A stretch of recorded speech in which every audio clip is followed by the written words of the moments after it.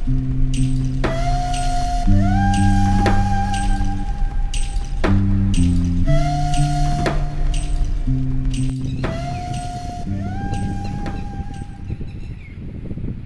යන්න කියලා හිතුව කොළඹට කිට්ටුව තියෙන වීදාගම වැව බලන්න.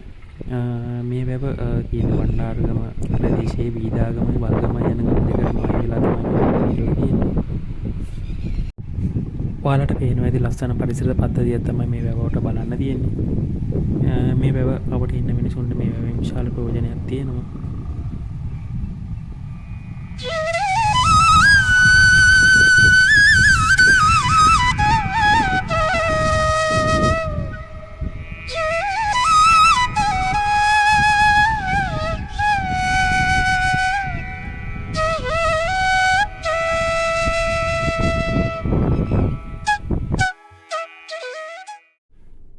වීදාගම කිව්ව ගමන් අපිට මතක් වෙන්නේ වීදාගම මෛත්‍රී මහා නාහිමියන් වහන්සේ.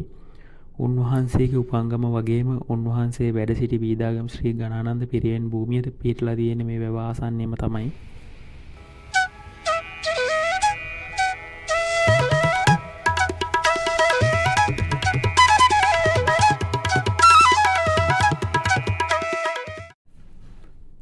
නාගරිකකරණය වෙමින් පවතින කාලයක අපිට මේ වැව ආශ්‍රිතව තාමත් සුන්දර පරිසර පද්ධතියක් බලාගන්න පුළුවන්.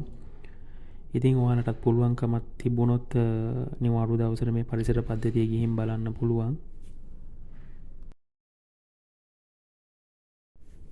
තවත් මතක තියාගන්න ඕන දෙයක් තමයි මෙතනට ගිහින් නිදහසේ බල්ලා ඉන්න විතරක් යන්න. නාන්න යන්න එපා. අනුතුරු වෙන්න පුළුවන් තැනක් තමයි මෙතන. ඒ නිසා ගිහින් බල්ලා ඉන්න විතරක් ගියා නම් තමයි හොඳ. මම මෙතනට යන ලොකේෂන් එක ඩිස්ක්‍රිප්ෂන් එකේ දාන්නම්.